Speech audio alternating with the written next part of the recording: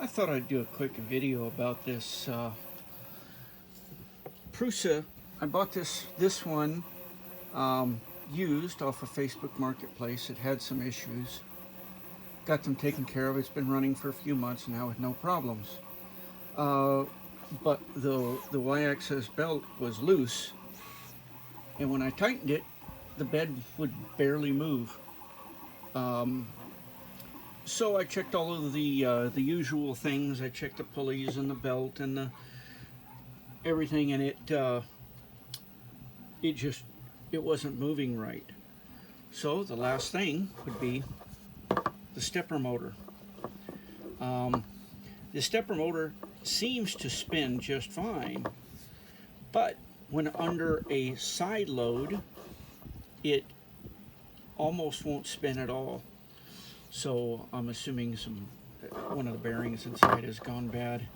Can't really do anything about it because if you disassemble a stepper motor, it can lose 40 to 50% of its power rating because of the magnetic field inside. But anyway, I just bought like a $25 Fosstech motor and put in it just now, and so far it's working just fine. The bed's moving nice and smooth and everything. Easy replacement. Took about 10 minutes. I was being careful, made sure everything went back where it was supposed to and all the zip ties were in place. But it is currently printing just fine. It would have stopped on the first layer before. So if you have a Y-axis problem, see these printers, they use virtual end stops. Basically, it uses the motor, how much current it draws, to tell it where the bed is, and it also uses that to detect a crash. And every time I would start it up, it would run for 1 or 2 minutes, and then I would get a Y-axis crash detection. And so with the belt tensioned correctly, it didn't want to move at all, really. Now, something I'll tell you about these motors too is that I have a feeling that the person before me may have used this printer inside of a heated chamber, because I noticed at his house when I picked it up that he had a bunch of rolls of like ABS and stuff.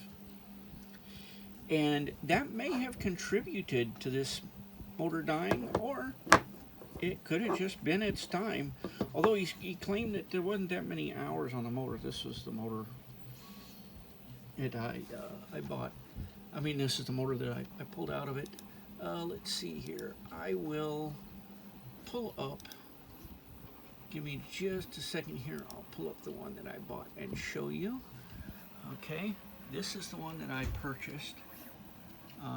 It was $19 basically. And I had to replace the stepper motor because it was bad when I first got it, and I used the same brand, and it's been working just fine. It comes pretty well rated, but this one's only got 22 ratings. But the other motor, the stepper motor, the extruder motor, I'm sorry, the extruder motor had fairly high ratings, and it's got the right cable and the right length on it. So if you need one, Amazon. Anyway, that's it. I just thought I'd make a quick video on this in case anybody finds it interesting or informative. Thanks for watching.